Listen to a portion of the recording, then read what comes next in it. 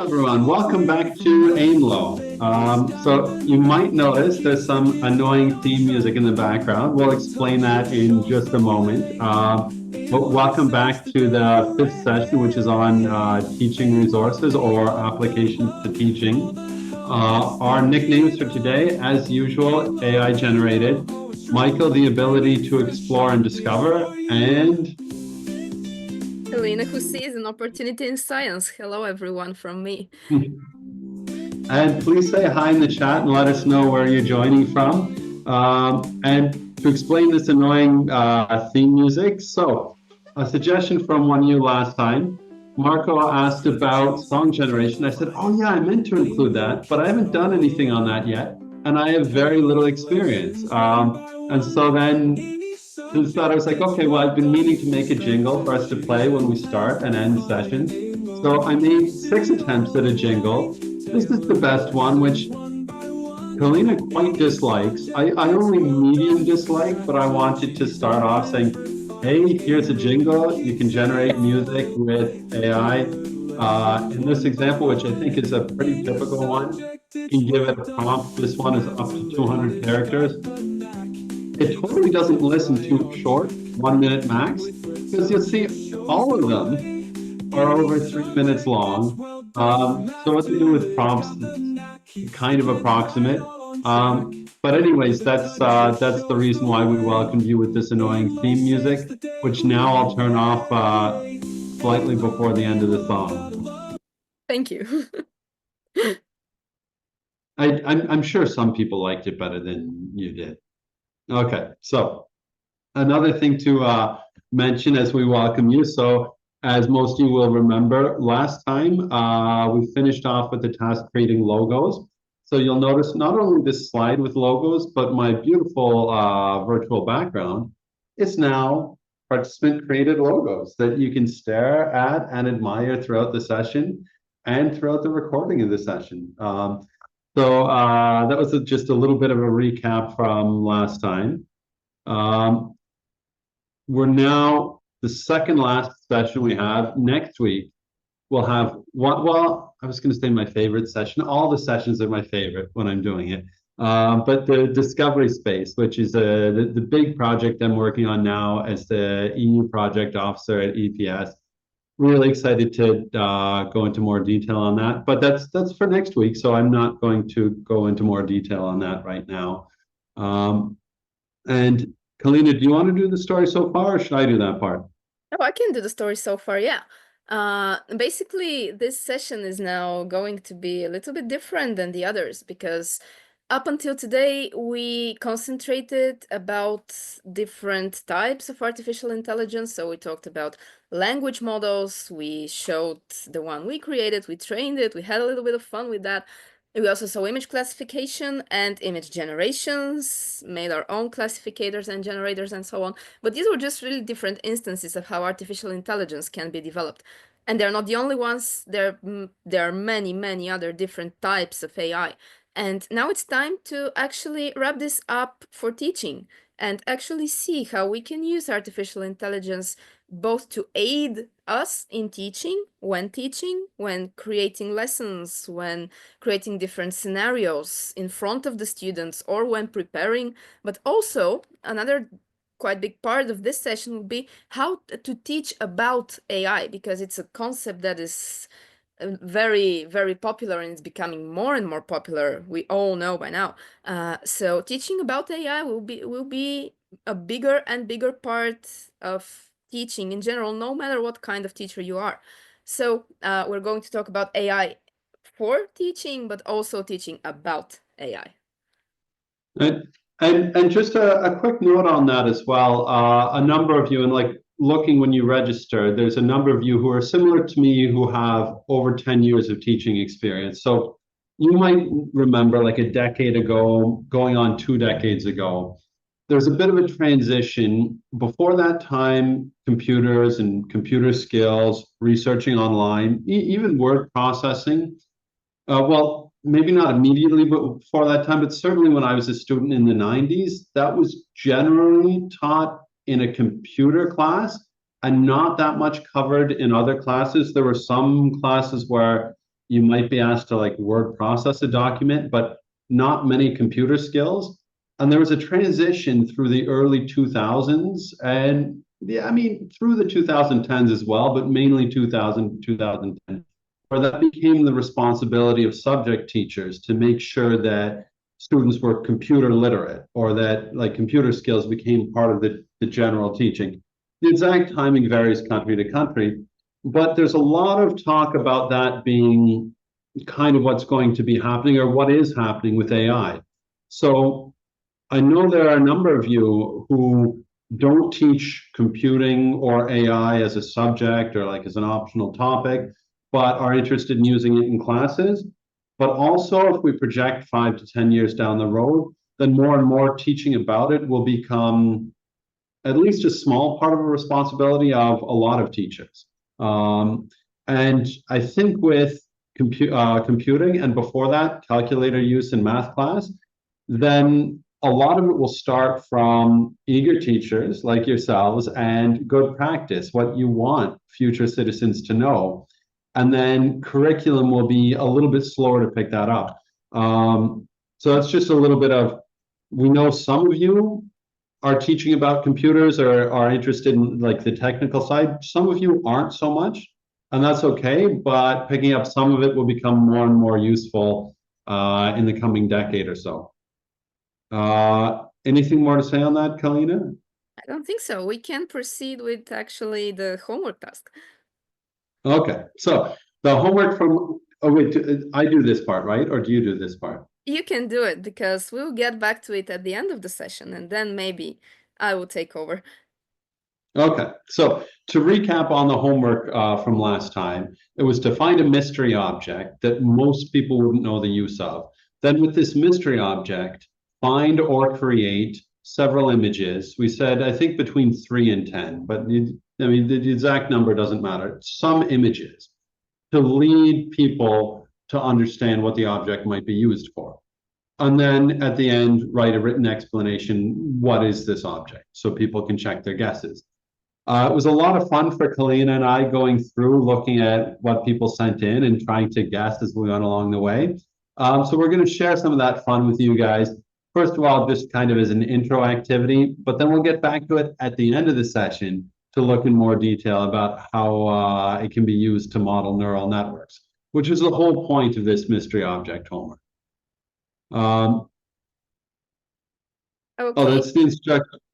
We'll get to this later. Yeah, this is just instructions actually, how this activity is going to proceed. So we are going to see the mystery object. It's going to be only one of the examples that all of you submitted, but after the session, because we had so much fun and learned so many new things, we're going to provide all of the homework that you submitted. So we just picked one, and you're going to see the mystery object. If someone knows what that is, please just don't explain it in the chat right away. Let's go through the steps together. So we are going. And to add a precision to that, if you're familiar with the object and you know for sure what it is, don't say what it is. Yeah. But if you have guesses and it's possible you could be wrong, then please guess, right? Yes, of course. I mean, it's in some cases it might be a fine line if you're like pretty sure, but like if it's something you've seen before and used, then don't guess because you know what it is. But if you think, oh yeah, that looks like it could be this, like what I guessed when I first saw this one, I was wrong. I mean, it was a similar-ish object, but I did not have it right. So it would have been good if I guessed in the chat in that case.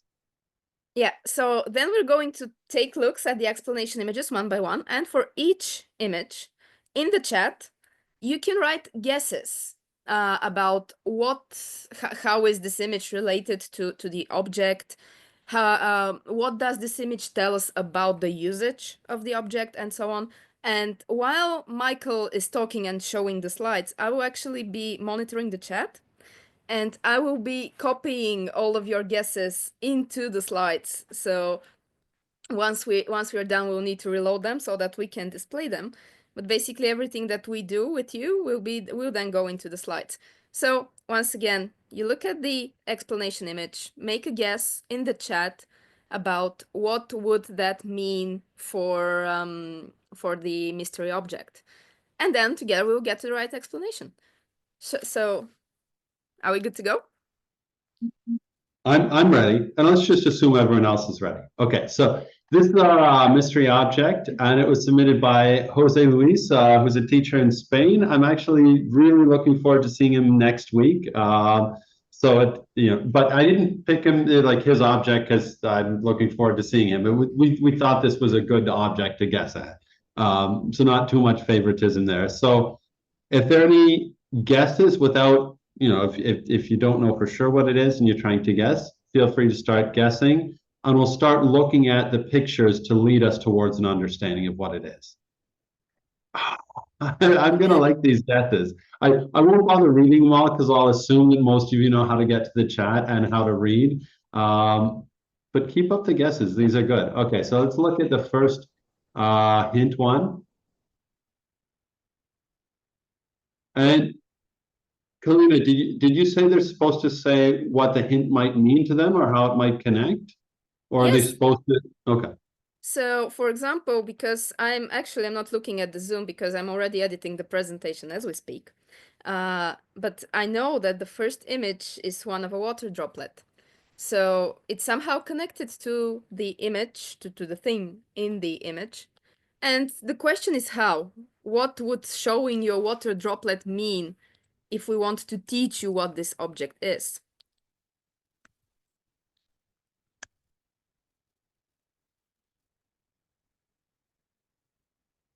Okay. Something related to the condensation, dripping from the condensation. I like taking a step back, a very basic guess or a connection, and this is kind of like projecting forward how we're going to use this to model a neural network. The picture is of water. There might be a connection between the object and water. Like that you don't need to have something precise that you're saying, just like throw out any idea that connects it that way.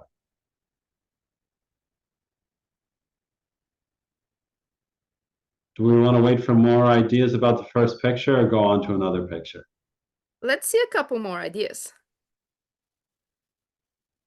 Okay, so you guys heard Kalina. We're not moving on until we get a couple more ideas in the chat. And I must say that from initially seeing that, I also couldn't guess what it is. Which is kind of bad for me because years ago I have demonstrated this. And for the physics teachers who a picture to reflect the waves that the water creates when it splashes, okay.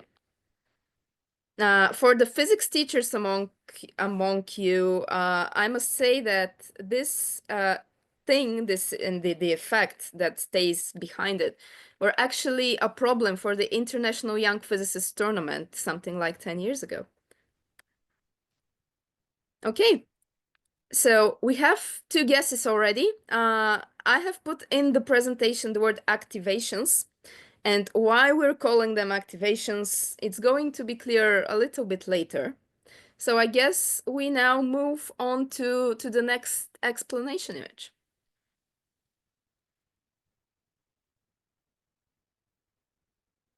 And it can be as basic as writing what you see in the image. Indeed. And you can write words that I say, like you could write, we see water again. Water might become an important theme for this. Or we see droplets, or splashing, or cooling, or drinking. Any of these are things you can write down. So we have a guess that it's for filtering water. Water is life, yeah.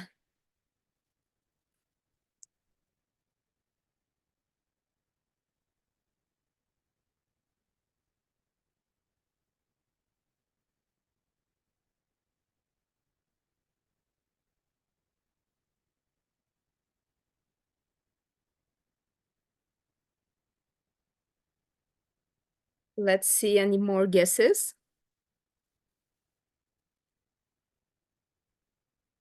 So far we have something that's maybe connected to condensation, in terms of what it does. And obviously, people think it's important for water as a source of life, as something that humans need. It needs to be clean, needs to be filtered, needs to be present. Something that cools the water in the summer. Very good. Yeah. And I like how some of these things people are adding are kind of foreshadowing some of the next pictures. Indeed. So Yeah. should we show the next one? Because especially thirsty for water after sports, that makes me think of what I think is the next one. I think we reordered them, which was partly because of how we copied and pasted them into slides. We didn't have the order as we did that. And then we thought, well, wait a minute.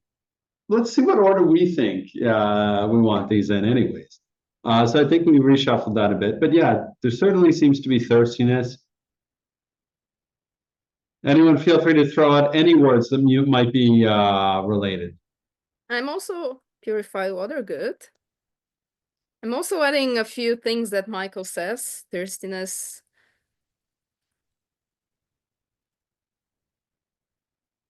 Well, in the two photos there, it looks hot. You might mention that it's hot, or they could be drinking to cool down, or is that too much foreshadowing?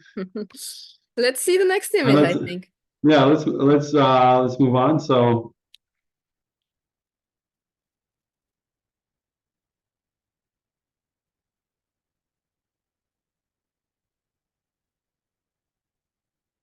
And by the way, this is one that's quite similar to the others. So if we don't have any new guesses for this, I think it's fine, because we already saw a few similar images. now this adds significantly different detail. Hopefully people can add to this. A can which protects water from sunlight. That's good.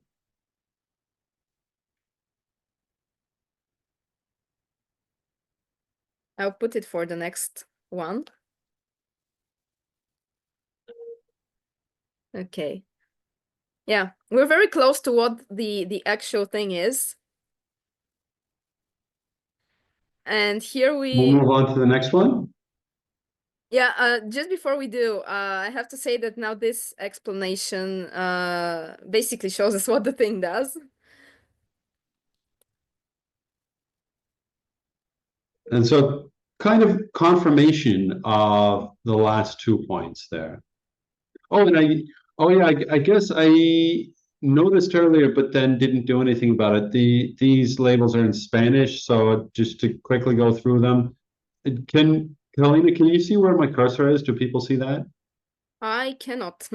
Oh, yes, Okay. I can, yes. Okay, if you look close enough, but where, like top left, that's just ambient temperature. Most of the words are similar to English anyways. Bottom right, sorry, bottom left, water temperature. So we see it higher to lower. Then porous clay, um, uh, sweating. I'm not getting that word right, but close to sweating. Heat and thermal energy being lost by evaporation. So that pretty much says the function of it, which we'll get to the written explanation. Well, okay, yes, but let's go through all of the images first together.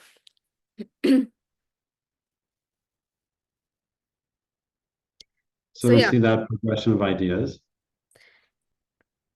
We have the thing in the upper right corner. We have all of the images you already saw. So most of the guesses are by now that we have something that cools water, because we need water to be cold in summer or after we have done sports or whatever. And yes, this is in fact a way that water can be cooled in a clay pot, like the one that you are seeing on the upper right picture, which is the original picture of our mystery object. So now I guess we can go to the explanation that was provided by the author of the homework. Which is? On the next slide. Yes. So it's a porous clay vessel used to cool water with a bulging belly with a handle at the top, a mouth on one side to fill with water, and a spout on the opposite side for drinking. So yeah, not a wine fermenter, but oh yeah, we actually have the name, but I think Michael, as the Spanish speaker, you should be the one to pronounce it. Botojo, I think.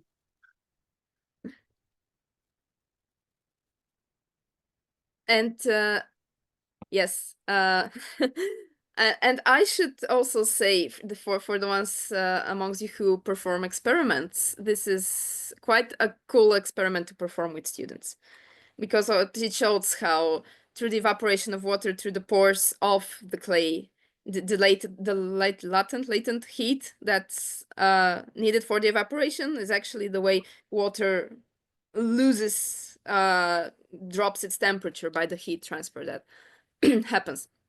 So yeah, it's a good experiment that actually works.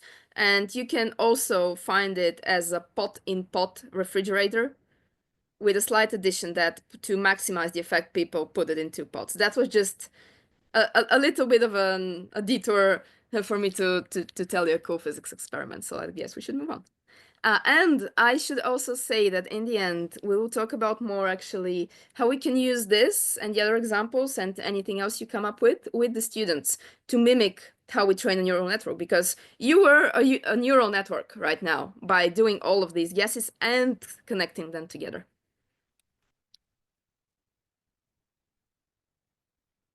So moving on? Yeah. Okay. So now, and like we usually do, we wait about 20 minutes in to share the link to the attendance form. So hopefully we don't miss anyone who arrived late. Kalina, are you okay copying that into the chat so I don't need to leave the presentation? Okay, so that'll be coming through. Take a minute to do that in the background as I explain the next part, which, well, I explained in the email leading up to this, and I was really happy to get a couple of you to volunteer to share how you use artificial intelligence in your own teaching. So this next section, AI in your own teaching practice. And even if you're not presenting something, if after you hear from the others, you want to share some ideas in the chat, or if you're not shy and you want to turn on your camera, say something, please feel free to do so. But we've got three excellent examples, which I'm excited to hear more about as well. We'll be starting with Gordana in Serbia, who will be talking about finding experiments with ChatGPT. Marco in Germany, writing podcasts with Copilot or getting students to do so. And Farah, I feel bad, it slipped my mind where Farah is, and I don't want to guess wrong. Like, Kalina, do you remember? She can tell us if she feels like it. But with her Math is Amazing blog and how she's trying to or planning on or going through the process of enhancing it with Gemini AI. So it'll be great to see these examples. Now we'll go to Gordana in Serbia. So Gordana, is it okay if we spotlight you for this? Yes, I'm here, Michael. I can, yes, I turn on my camera. Can you hear? Yes, and I'll stop the share so we can see you a bit better too. Okay. Not finding the spotlight setting. Do you have it handy? Yes, I will try in a minute, but don't want to interrupt Gordana, so you can continue speaking. I will just sort it out. Okay, thank you, Kalina. Thank you very much for this lovely course. But I'm here. I'm like teacher from last century. Well, I feel here like an ancient teacher with all the equipment, but what to do? Here is when I was studying, we just have calculators and we have maybe two or three Commodore computer. So this topic is new for me, but I'm going to learn with you. Okay, and I always tell kids that to be not just a user, but a creator of their life. So when today I have this equipment in a school, so I bring it at home, and this is maybe my favorite experiment. Days. Can you see this? Yes, I think so. Yeah, we can. Well, actually, can they see it? Kalina, are we spotlit and not Gordana? All three of us are spotlit. Okay. Thank you very much. Yes, today our topic was about connection, electricity and magnetism. So when you come to school and bring this equipment in the class, that's maybe just a few minutes, and then kids repeat it like, okay, and then what else, teacher? What else we have? And it's very short, and they can't repeat what they saw. But if you give them homework to make to ask Copilot or to ask ChatGPT what is connection about magnetism and electricity, and so to make some homemade experiments like with a wire and with some battery or something, they bring so much ideas. And then we share this monitor, and then we make some very much better time just without this. And then at the end I show this equipment, and we talk about the laws of Faraday and Ørsted, and then we maybe a little movie we have at the end or something that's good for AI to use there, like homework ideas or something like that. And always my favorite is using it for school administration, but my school authorities doesn't know it yet. And that's all. Well, that's excellent. Thank you for sharing, Gordana. And some of those ideas are very similar to some that I'll mention myself as well. So, like with a lot of things, we think in very much the same way. So it's great to have you share it. Thank you again. And it improves this equipment. Copilot always say, okay, if you don't have, he's my best friend now. He said, okay, if you don't have this for measuring, you can do it on this way. Maybe you can put some nail there or some wire to make solenoid or something. It's good to discuss with it. Yeah, actually, that's something that it can be like all of the AI companions can be very useful for finding ways to solve your problems. Yeah. Yeah, and one kid asked it, what to do if I'm lazy? If I'm, and there was so good solution. Then make a plan of your life, make a plan of your schooling, make a plan for this. And it was amazing, really. Well, that's excellent. Thank you. Thank I'm you also very very much. happy that you can employ this in your lessons. Okay, thank you very much. And next up, we'll hear from Marco, who will discuss how he used Copilot. So that's those who aren't familiar, that's the Microsoft AI companion. So Marco, it's excellent to have you join me and join us. And I'm happy to see you again and excited to hear this. So very happy being with you today and the last week. So thank you for that great course. The first and Thank you. gave me some inspiration to think about artificial intelligence for teaching. So I'm a teacher in Germany. I'm teaching physics, math, and informatics. And yeah, I'm teaching in the 12th grade about the quantum physics and Copenhagen interpretation of the quantum mechanics. And yeah, the standard way would be, I think, give them some text, let them read it, and give them some questions to answer. But I thought, okay, be a bit creative and make a podcast. So I gave them some text to read and said, okay, you have 5 hours to work on this and create a podcast for yourself. And well, it did not work so well as I thought before, because we are not at 5 hours now. We have 6 or 7 hours for working on this little project of making a podcast.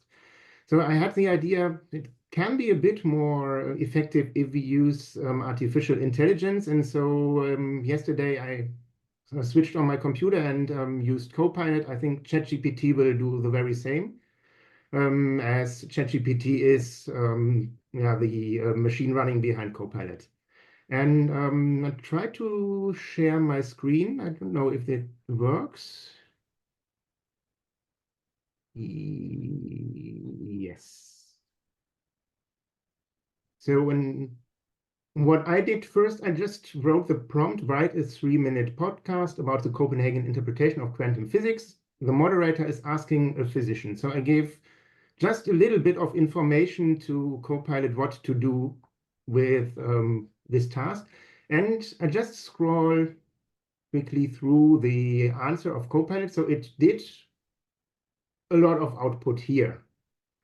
And this could be the base for making such a podcast. But I was not satisfied with it because it sometimes was very, very, yeah, I think writing on a high level.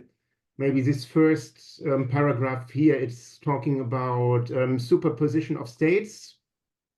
It's talking about, in the next paragraph, about the wave function somewhere. And so it has a lot of output here, which students might not understand at the first glance. So my idea behind this is, okay, if I don't understand a thing, I need to ask more questions. And so I did this with the next prompt. So please be more precisely about the wave function. It should be explained in a language non-physicists can understand. And Copilot was very cooperative. He did this, but he did not use it as a part of my podcast. And actually, I want to have this, what he wrote here, in my podcast. So I had to be a bit more precisely here and tell him, make it part of the podcast. And so it went on and on. I spent a few minutes with this and asked more and more questions, and the text it wrote became longer and longer. And finally, I had a result which I was quite satisfied with. And there would be only one task remaining, just record it like it was written there.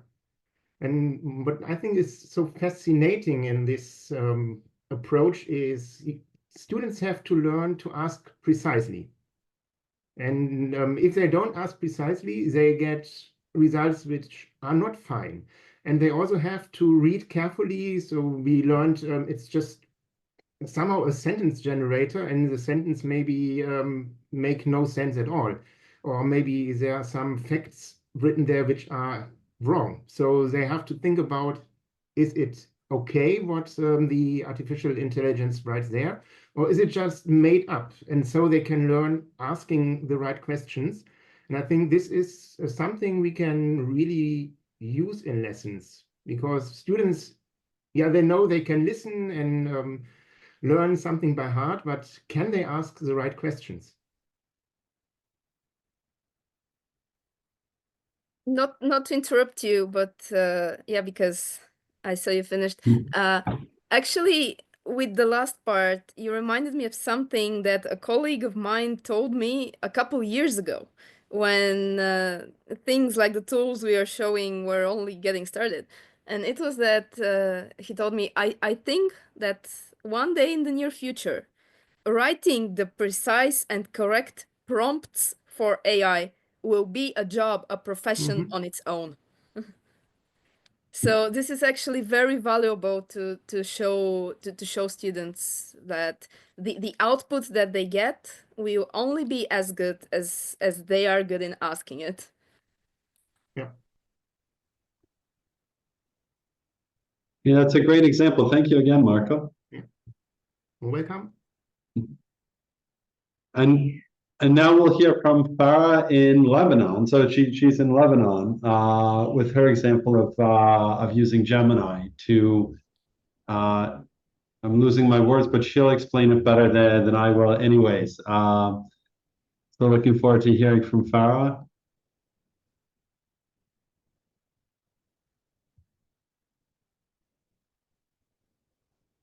Hopefully. And while waiting for her to join in, then just to mention, anyone who has their own ideas that they want to share, even if you didn't sign up to share something, please feel encouraged to write it in the chat so we can have those as well.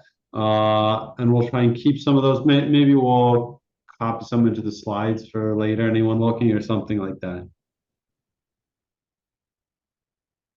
Actually, while I was researching things, I came upon something that's quite interesting, a quite interesting resource, which is called Kialo, and I'll put the link for it in the chat. And I liked it first because it was absolutely free. but it's a very good tool for teachers. Here's a link to it. Oops, sorry, I accidentally sent it only to one person, so I'll have to resend it again. But yeah, this is something very interesting that I came upon, which allows you to use AI to help moderate discussions between your students. So very often when you're discussing some topic in class, no matter what kind of class, you have pros and cons input from different students. You even may aim to have half of the class defend something and the other half be against it. And the link to what I said is actually an interactive AI infrastructure to manage such a thing. It's, as I said, it's free and it's very well done, so you can check it out. And Farah, are you here? Will we hear from you?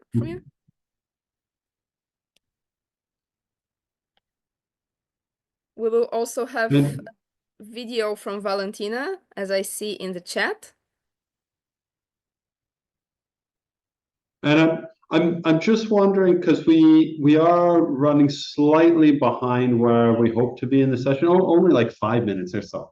But maybe for the videos, maybe we'll include those in a follow-up mail when we mail the slides, rather than taking the time to show everyone for now. And if Farah doesn't seem to be ready to present right now. Issues with her connection. Oh, Farah, she unmuted. Okay.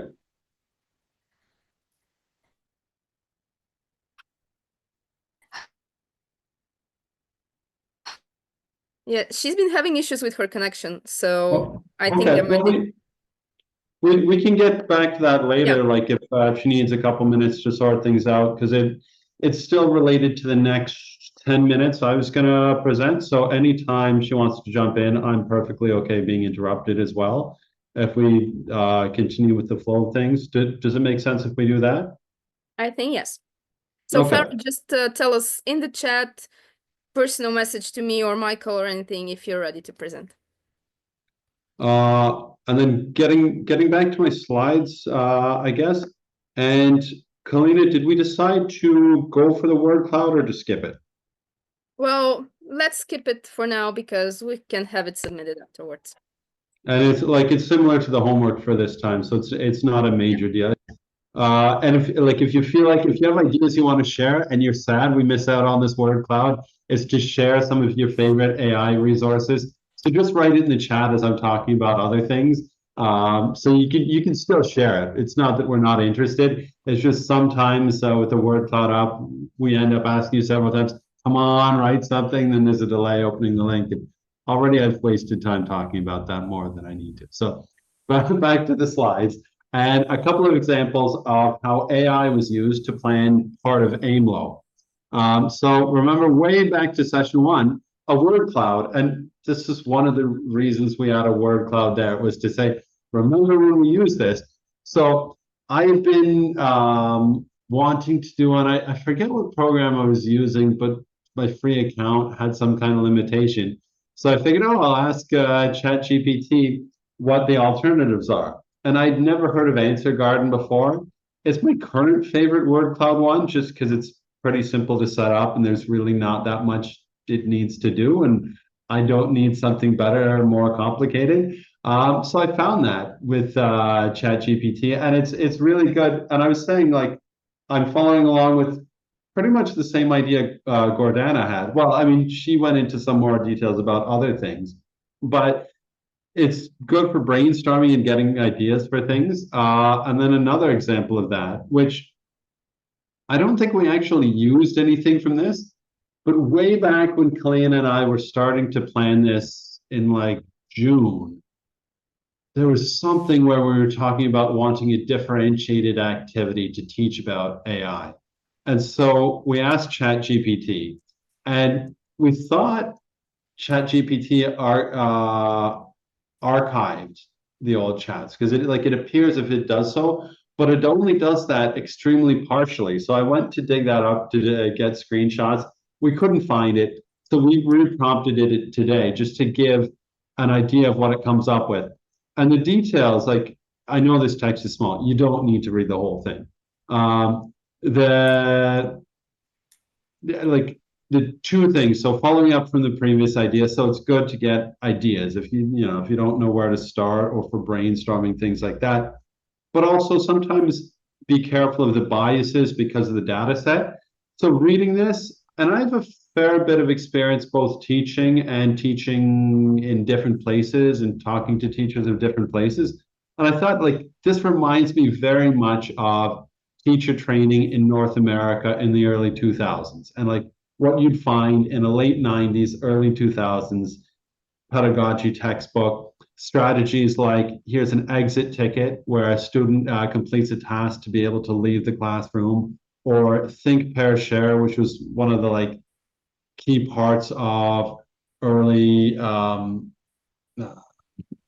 design thinking, or the other trend that went hand in hand with that. Like they're good techniques, but they're things that were being written about a lot in the early 2000s, which is when a lot of the data set used to train language models like GPT comes from. So it kind of makes sense how it seems like things that were trends in pedagogy from about a decade ago, but still pretty useful in a lot of cases to get some new ideas.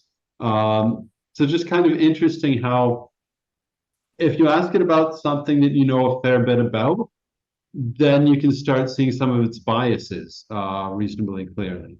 I think that's all I had to say about that. Kalina, did you have anything to add to Yeah, this?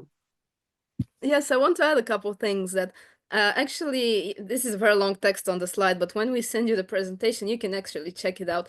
And it very much shows how sometimes ChatGPT and all of these other tools really fail to see what the task is and just want to grab a word or a term and expand on this. And what I mean is that I prompted it to give me learning scenarios, three learning scenarios that fit low, medium, and high performing students. So, and the goal that you all as teachers know is that in the end, all of the students have a good understanding of a concept that we're teaching. But what ChatGPT gave me was just three different versions of the same thing. So it says, for example, if we see in the 1, 2, 3 are for like low, medium, and high performing students. So in one, for the low performing, it has an overview presentation.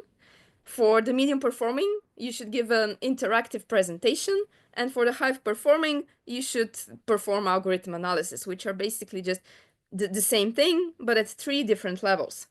And this all goes to just, for the low performing student, just give them less and give more to the high performing students.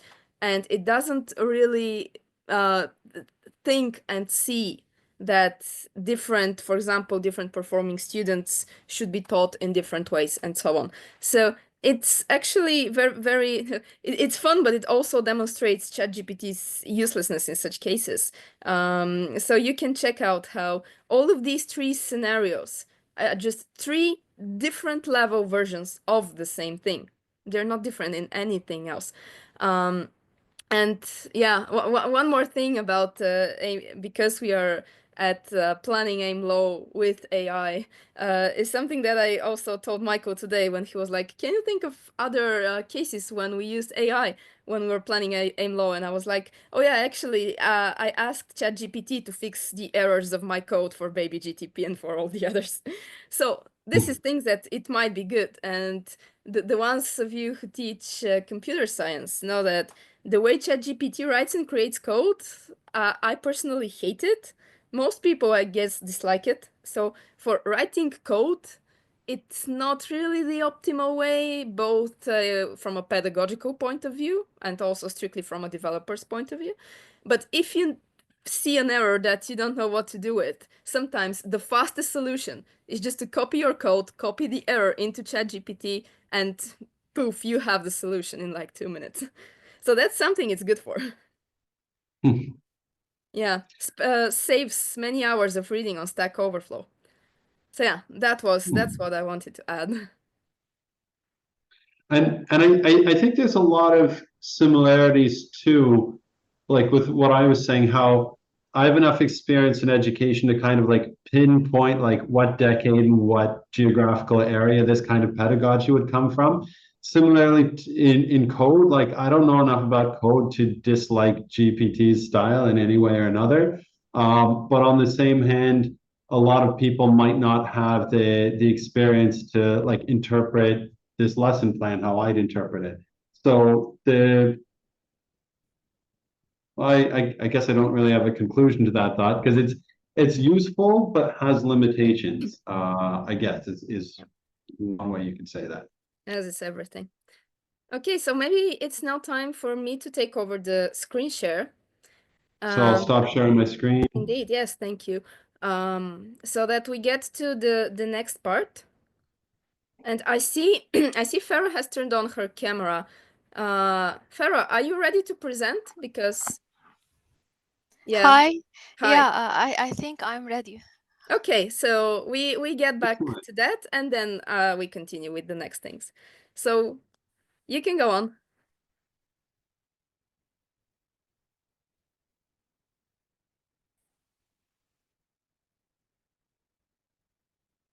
It's possible she's frozen. Yes. Okay, so okay, she started screen sharing. So we just, I guess we give her a little time. And Farah, if you can hear us, perhaps it would be better to turn off your video, just not to use extra data.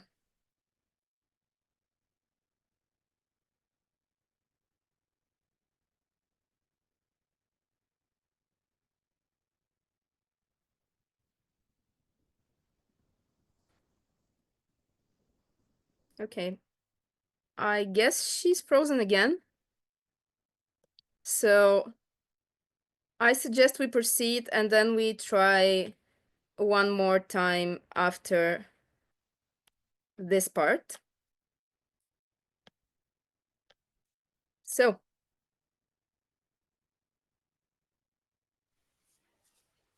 I guess everything can be seen quite well. And if something's wrong with my screen, please tell me. And for this part, I will actually be going, maybe it's actually not the best idea to share in full screen, because I will be going around tabs and things, because I want to show you my collection of resources for teaching about AI. So as we said in the beginning, we are going to talk about AI in teaching, but I will also show you a few very cool things that you might like and your students might like when you want to explain AI and its growing influence in our world today. So this is my little, yes? And just before you get too much further, just a note, your Zoom controls cover parts of your screen when you're sharing like that. So be aware of that. If there's something behind it for you, it's behind it for us as well. I tried to get rid of most of the Zoom controls, but yeah, if something's not visible the right way, please tell me. So yes, this is my little collection of very cool AI visualization tools. So they're all interactive, they're all in the browser, and they're basically websites that you can explore, and you can even look at them as some kind of games, and you will see why. And I should also say something that I believe I told Michael too, that most of these are not easy to find, not because they're inaccessible, they're completely free and accessible for everyone, but they're just not very popular. And actually, most of these I know thanks to my colleagues, who the word just passes mouth to mouth for this. And I have gathered them here for you so that I guess more and more people could see these things and use them because they're very nice. And I'm starting, actually, the slides are mostly to remind you, if you go back to the presentation, what you can find in the different things. So the first thing that I want to show you is something called the building blocks of interpretability. And for all of the things, the links are right here on the upper right corners of the slides. So you have all of the links in the presentation. And I'll actually jump to the link and not use the presentation because this is what this thing looks like. And it shows us how a very well-trained and complicated neural network can classify images. And this and the next thing, they're connected. You see how. But what we really have here, and I think it's ImageNet is the neural network that is used, but that doesn't really matter. And the thing is that when we have an image, and here you see we have an image of a cat and a dog, how exactly does the network perform? How does it classify this as a dog, as a cat, and as a cat?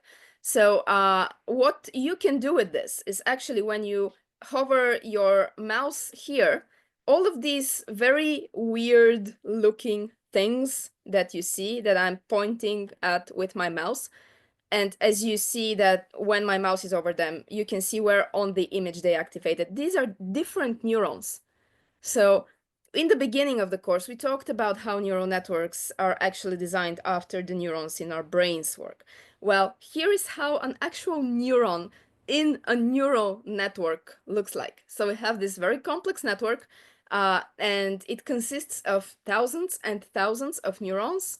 And here's how 6 of them look like. So because we have an image of a cat and a dog, what you see here is some of the neurons which are responsible for these floppy ears of Labrador retrievers. That's the dog breed. So here's how they look like. And when you hover your mouse over them, you see exactly where they activated the strongest, and it's the dog's ear. Similarly, these ones are responsible for faces. I wouldn't say strictly for a cat face, because you see they look very abstract, and they activated at both the animals' faces. So the first important thing is that you can see how an individual neuron in a neural network actually looks like when it's shown as an image. And if you explore this, you can see that actually you can do it for different images, but I'll stick with the dog and cat one.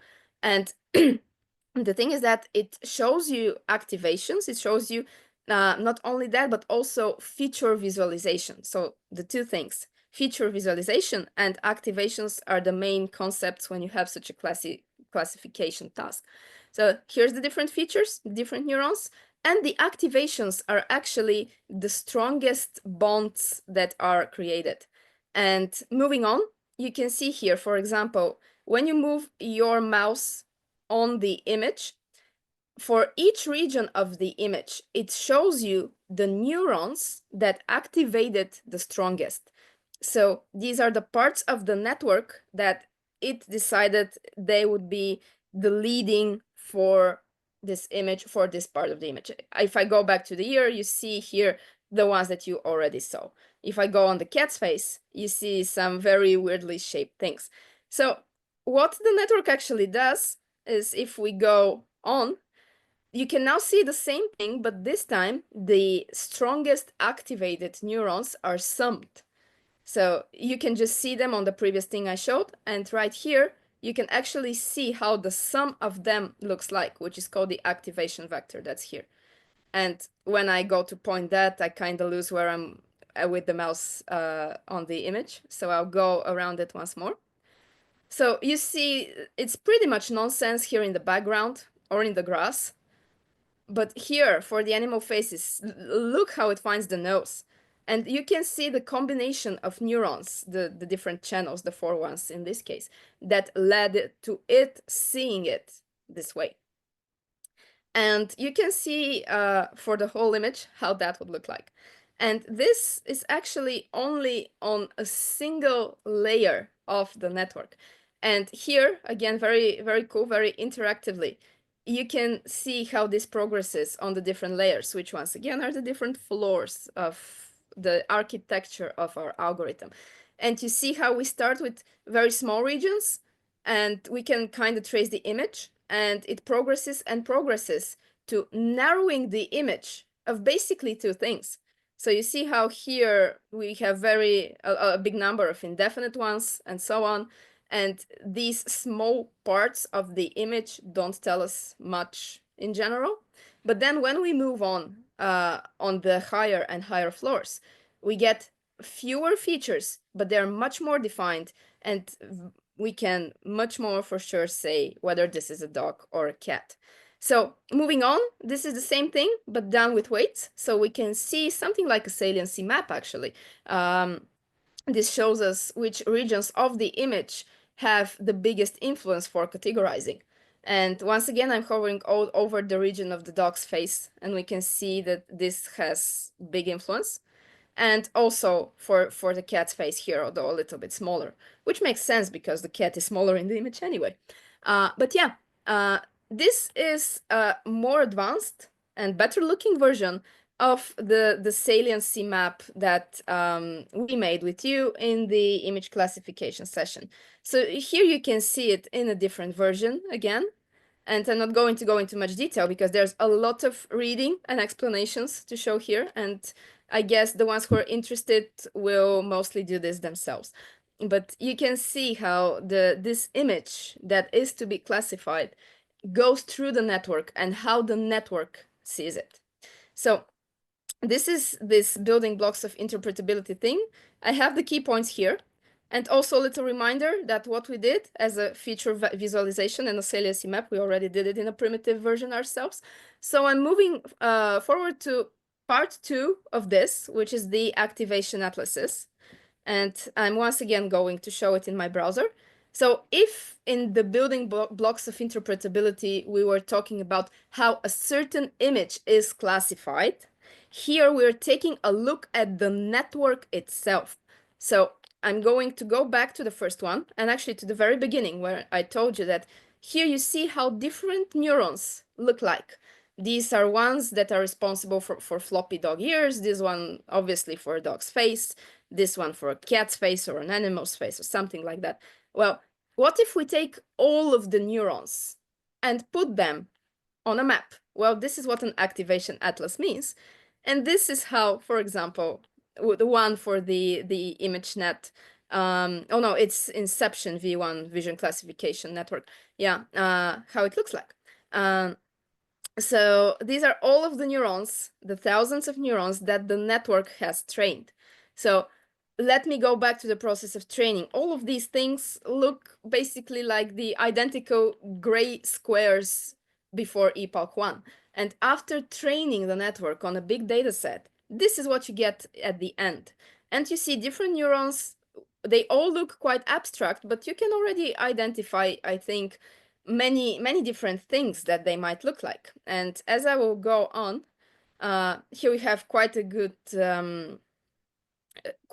picture of the different stages of all of this whole explainability study that this is. But I will actually go to the atlas itself. So here we have a repetition of the dog and cat from the previous one. And not to take too much time, here's a visualization of the atlas. And you can see the different neurons and what are they responsible for. And I realize that the text is a little bit small on them, but it's also small for me. But here we have a drumstick, a laptop, paper towel, sock, and iguana, whatever. So this is a network that classifies images of objects. We have cocktails, espressos, toy shops, and all of these things. And these are the different neurons that can be activated in different cases. So here we have a little bit of a more zoomed in version of that. And what I really want to show, just to demonstrate this, is the few funny examples that the people here have put. You can also see, by the way, how the network can count fruit. So these are different neurons that correspond to different number of fruit in the frame, or different number of people in a crowd, and so on. And you can see how they look like. But what I really wanted to show is here, where they focus on single classifications, they have this. Okay, I need to scroll down a little bit. They have these fun cases. There it is. So we have a picture of something that's classified as a gray whale. And then we superimpose a picture of a baseball in the corner of the image. And we make it bigger and bigger. Obviously, when it becomes big enough to take a sufficient amount of the image, it's going to be classified as a baseball. But there's this medium ground or something where it decides that the gray whale with this baseball added means that we have a picture of a great white shark. And especially, I guess, if there's biology teachers amongst you, you can see kind of where it comes from, because and it wasn't obvious to me before I read it, but the stitches on the baseball, they kind of look like a shark's teeth, the jaws. Okay, yeah, I'm gonna use the term jaws. I would say more like the gills. Okay, yeah, could be too. And actually, when we go back to the part of the atlas, so here we have just a snip of this whole atlas with the neurons that are relevant for that. So these are the shark neurons, and I'll try to zoom it in a little bit. Yeah, okay, there we go. So you can see that there's quite visually a thin line between a shark and a baseball. And this is why and how we can confuse it. So this is why actually somewhere in the middle of the baseball versus whale ratio, it suddenly says that there's a shark, and there's neither there's no shark in these images. Neither of those is one of a shark. And is it worth mentioning my original interpretation, which now I'm pretty sure was completely wrong? Well, yeah, go on. And can you scroll back up to the image so like we have that as a visual clue while saying it?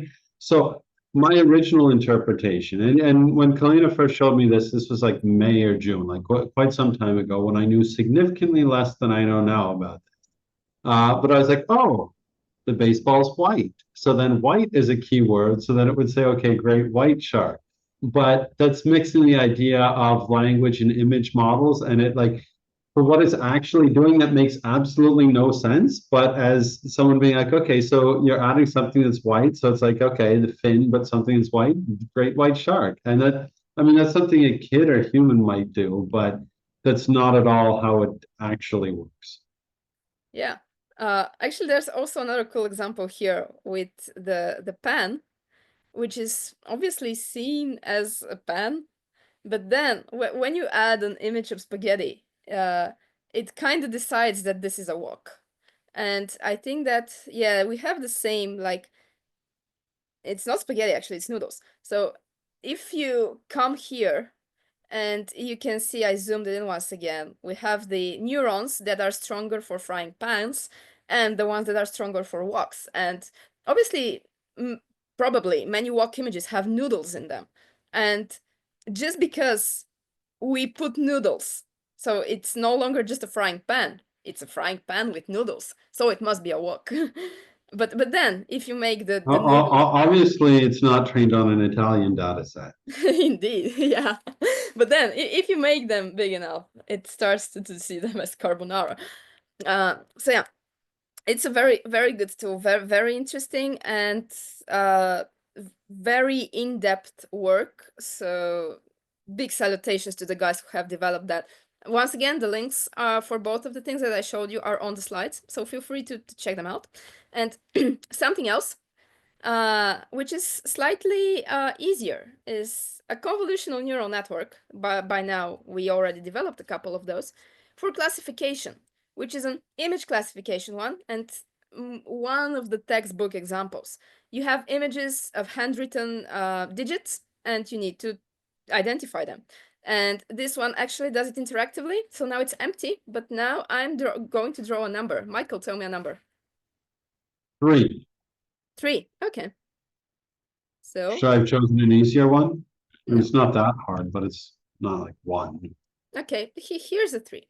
And you can see, here's my drawing. The first guess is 3, and it also does a second guess that it's 2. And actually what's quite interesting is to see how your input, because here you create the input, progresses through the network layers. And again, you can zoom and you can see the different activations. And what I would do is actually zoom on the very last layer and see how when you go to the tree, you see something very important. So now these here are the features. These are the neurons that have fired. I'm showing them with my mouse, but I told you there's 2 important things, features or neurons, and activations.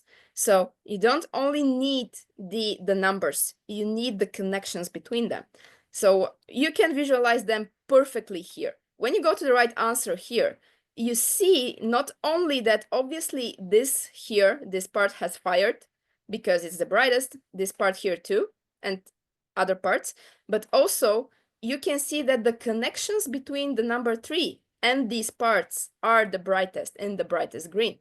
And if you go to the 2, you see that you still have some bright green neurons, bright green squares connected by bright green relations. I know if it's green even, you can, maybe some of you see it as white, depends on your speed. I would call it green, although I mean, Yeah, it's a bit green on my screen, but I say just the yeah, you brightest could call color. it teal or I don't know. Yeah, but light turquoise. my point is that for the right answer and for the second guess, you have bright squares, bright features, and bright connections. So the bright lines, if I move my mouse, they'll disappear. And for example, if you go here for 6, you have still the same bright squares, but then the connections to the number 6 are now not bright. They're even, most of them you can see are pretty dark. So concentrate on this one, this square, and these two here. When I go on the 6, you see how they are connected to the 6 with rather dark lines than actually bright ones. So the connections are very, very bad, very non-existent to say. And this can be done for all of the levels. So this can really trace how a network works. And it's also cool to play with it. I don't think I know how to, okay. And yeah, just once more, I'm gonna demonstrate it with an 8. This is what I put in the presentation. Oh, and I got it wrong. Maybe I That should. looks like a 1? No, it was No, a it's 0. interesting when it gets it wrong. Maybe because it was very close towards the border of the image. The square. Still, you can't go back so we can see why you got it wrong, right? Yeah, I will. Can you revert to the old one? I can't, but I'll make a similar one. Just before that, you can now see how also for this case, the brightest squares are connected with the brightest lines to the 8. And this is why it classifies it like that. And Although sorry that... switching so quick, there were some squares that weren't, they were bright and they weren't connected to 8. Not all of them. And also keep in mind that the color scale can lie to you a little bit. I don't mean that all of the bright squares should be connected to the guess with all of the bright lines, but you have many bright squares and many bright lines. Here's the problem, and I think I was right by saying that the problem here is that I drew the 8 way too close to the border of the square. So you can, even on the intermediate levels here, you can kind of see why it fails. Yeah, like in the front at the far right, that does kind of look like a 3. And then there are a bunch that looks like 0s. Yes. So it's something very good to explore and to explore such cases. But here, okay, you see why, where it has guessed 0. Most, not all, but still, most of the bright squares are connected to the 0 with bright lines, right? Yeah. And if you move to the others, so, okay, here you see one bright square and a bright line, but for all of the others, you see that the lines are actually, they're not simply not bright, they're actually dark. And if you go through all of the others, you can see kind of the same thing. So for example, for the 2, concentrate on this bright square and this bright square, and you can see how they're, where they should be connected to the 2, you actually have dark lines. So yeah, this can be explored more and more. Don't want to give it too much time because I have 2 more things I want to show you. This is the CNN Explainer, which is also a very cool interactive tool that shows you, again, a classifier, I don't know. I would call it classifier unless it's a different word. I think both are words that can be used. So this is a much simpler one than the one with the cat and dog photo I showed you. And you have a couple of images you can play with. So you have a school bus, for example, a koala, I think. But I'm going to stick with the tea coffee cup. And you can see how you pass the image. It's divided, of course, into the red, green, blue channels. And for each stage, when you click on it, you can actually see in real time how the network goes through the image and forms the output on the next layer.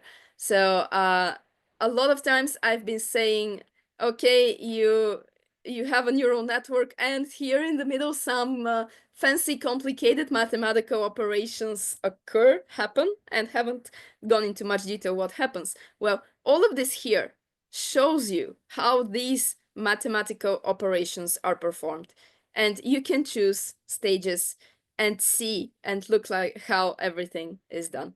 So it's also a very, very cool resource if you want to go a little bit deeper into how level by level an algorithm goes through the input. And at the end, you can see here how it activates, what happens, and so on. I could simply have, for each of the things that I'm showing you, I could have a session demonstrating it. So I'm only grasping the surface here. And the last one I want to show you is this one that, okay, it's maybe the most complicated thing, but it's exploring transformer models. So you have a sentence here, which is from some kind of a text. It says, obviously there's something before it, but this is just a snippet. Has a dashing and resourceful hero, a lisping reptilian villain, big fights, big hair, lavish period scenery, and the story just complicated enough to let you bask in your own cleverness as you figure it out. So this is a sentence that this algorithm was trained on. And you can explore the connections between the different words and how they're formed. And you can also see something that baby GTP can do, which is also use punctuation. So it's also a very deep and elaborate tool. I'm not going to go into many details as to how it's used. I urge you to click on the link and explore it on your own. But yeah, here you have all of the different connections, all of the different neurons, and so on. And you can see how it's done, and how basically for each of those little circles here, each of them represents something that we can call a class, which is some motive, some feature that was found in the text and then is used for text generation. So you can see, basically, you can interpret those as different themes that were found in the wording of the sentence that are later going to be used when constructing new ones. And so on. And also, this is very well shown here. There's also video tutorials and everything. So going back to the presentation, because I kind of didn't show any of the slides. And once again, that wasn't my goal. They're just here to remind you what everything does. Here's the 3D visualization. Here's the CNN explainer with all of the mathematical operations visualized. And here's explaining transformer models. And it's worth noting that something similar on a very much more primitive scale we already did for baby GTP, and this part, for which I'll also upload the code in GitHub in case anyone wants to count words in song lyrics. And because I don't have much time, I have here given you a list of a whole bunch of other very important tools that you can explore. These here all are a little bit more advanced, but still very much worth checking out. And if you have time and are willing to read more about this, these are all very, very good. So yeah. And don't worry about trying to frantically write down all of the links or anything like that. I won't bother putting each one in the chat, but we'll give you at the end of the session the links to all the slides. So they'll be saved there. We'll email it out again sometime later this week as well. So don't worry, you'll have those. Yes. So as always, you'll have the slides with all of the links. And should I now go back to the homework and explain a little bit what we did? Yeah, and I copied the slides from earlier down to the bottom with what you wrote on them. I was supposed to do that, right? Yes, thank you very much. So, as I said in the beginning of this session, this homework is actually not only a learning opportunity for all of us to learn about cool objects, but also to show how in a classroom you can actually have an activity that mimics a neural network. So here is just now I can, I guess, present as a slideshow. Here is just a reminder of the homework task. You've seen this slide way too many times by now, so you know the task. And here is quite the explanation of the activity we have in mind when making you do this. So this, I told you in the beginning when we did this, you were the neural network.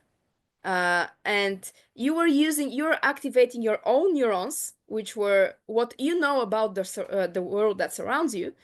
And the specific neurons were activating, for example, knowing what water bottles are, knowing that humans need water, knowing that water needs to be purified, and so on. So yeah, the image of the mystery object is the neural network input.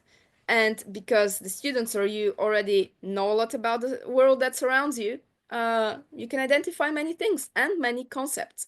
So each time you tie a concept to a certain explanation image, you are firing a neuron and you're forming different features.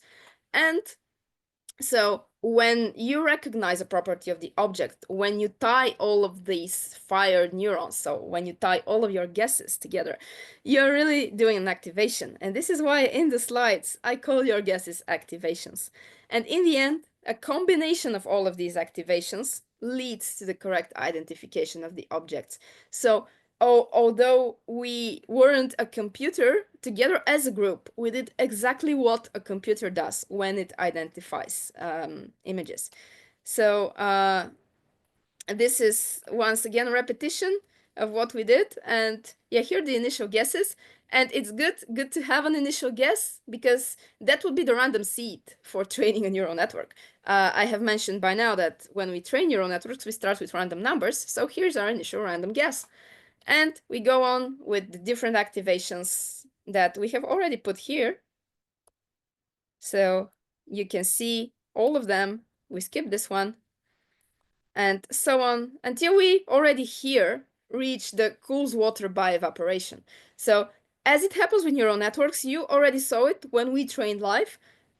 When you're training, the network can sometimes learn before the end of training. And this is what we as a network did. Already here, we saw that we can come to the purpose of the object. So, yes, once again, what is this used for? And once again, I should say that all of the other homework examples will be available for you. And if you want to try this on your students, actually there are examples that are fit for many different student ages. So if you want to try this with your students and demonstrate to them how a neural network works, please do. And if you do, you can share the results with us. So yeah, okay. I skipped back to the attendance form here. So Michael. Oh yeah, I copied that there too in case anyone was like maybe like Farah who's getting kicked in and out of the session or anything like that. Like if it's useful to have the link to the attendance form again, if you missed it before, it's in the chat again now. And that slide was left in there as a reminder to add it in the slide. And I kind of blocked it with a Zoom control. So how about I stop? No, I put it in there. Yeah, that's not what I mean. Anyway, how about I stop sharing now and give you back the presentation for the final part of this session? Sure. I mean, that's just explaining the homework for next time, which is simple enough. I almost don't need a slide, but some people have an easier time if I have a slide to go with what I'm saying. So the idea is to share a resource. So like the same as this session, but just pick one of your favorite resources. In most cases, it'll be like a website or an app to use AI for your teaching. And then just make a slide for that using the template. Here's a link to the template.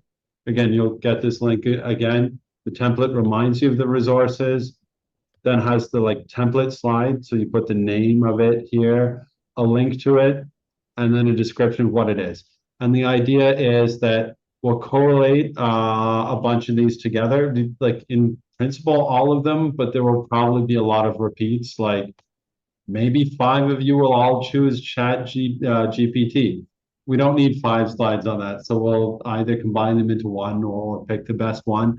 But the idea, we'll put them together as a set of slides that hopefully, like, oh, and this is an example one, but that hopefully it'll be your collective set of resources that you recommend the rest of the group checks out. So in case it's anything you didn't mention yet, or if we can get more ideas that way to put in a, community generated, these are some things worth checking out for your teaching practice. And the example I used should be familiar from last time, Playground, which we used for logo generation, or which I suggest to use, but if you use something else because you already had it, it's good too. So that's the idea for the homework for next time. Are there any questions on that, or any questions on anything else? Because we've gotten to the end now. Here's a link to these slides, which we'll put in the chat. Kalina, anything else to add? I don't think so far. Maybe once again invite everyone to share their favorite resources with us, because when we create this, it will be available for all, and I think it will be a very valuable thing to have. Oh, well, and of course, one thing I wanted to mention before the end as well, because next time will be the final session, and we're saving discovery space for that one. So just like a 1 or 2 minute pitch. So discovery space, like I've mentioned a couple of times, especially in the intro session. But Discovery Space is an EU project, or like an Erasmus-funded project with partners in 6 countries across Europe. And we're working on developing differentiated learning scenarios, and a platform for teachers to develop their own differentiated learning scenarios that students can go through. And they'll be guided by an AI chatbot to take a pathway that's adapted based on the answers they give. So it's pretty new. It's not yet working perfectly, but it's exciting stuff, and like where it's headed is a direction that I'm very excited to be headed with and to be able to share with you guys. So hopefully everyone's as excited as I am about what's coming up next week as well. So wanted to mention that before the end for sure. Anything else to add? No, I don't think so. Okay. So like usual, we'll send an email with the slides and a couple other links later in the week, including the videos that some of you shared. Thank you guys for sharing those. If anyone has more resources or examples they want us to include, send them to us. We'll probably be happy to include them. The recordings seem to be even further behind than usual. Last week's one isn't yet online. I don't know why. I'll try and hassle the communication team. It will probably be fairly ineffective. But it should be online soon. And when it is, you guys will be amongst the first to know. I guess that's it. Thank you for joining us again, and have a good evening, everyone. Have a good evening, and hope to see you next week again. AIMLOW, gotta say, helps us every single day. AIMLOW, hear the chime, bringing teachers into prime. Strategies and plans refined, AIMLOW keeps it all aligned. Tailored lessons one by one, any subject it's well done. AIMLOW, here we go, guiding students in the flow. AIMLOW, time to cheer, making teaching crystal clear. From math to lit, it's got the knack, keeps the kids right on track. With a touch, it shows the way. AIMLOW saves the day, hooray! AIMLOW, gotta love all the help it's thinking of. AIMLOW, always true, bringing fresh ideas for you.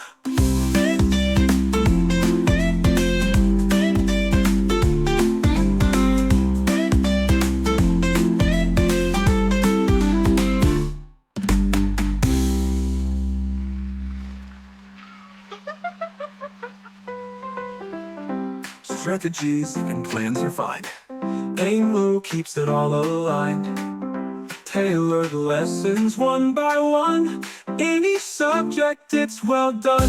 Strategies and plans refined. AIMLOW keeps it all aligned. Tailored lessons one by one. Any subject, it's well done. Strategies and plans refined. AIMLOW keeps it all aligned. Tailored lessons one by one. Any subject, it's well done. From math to lit, it's got the knack. Keeps the kids right on track. With a touch, it shows the way. Any subject, it's well done. From math to lit, it's got the knack. Keeps the kids right all on track. With a touch, it shows the way. AIMLOW saves the day, hooray! AIMLOW, AIMLOW, gotta love all the help it's thinking of. AIMLOW, AIMLOW, always true, bringing fresh ideas for you. Hooray! Hooray! Hooray! Hooray! Hooray!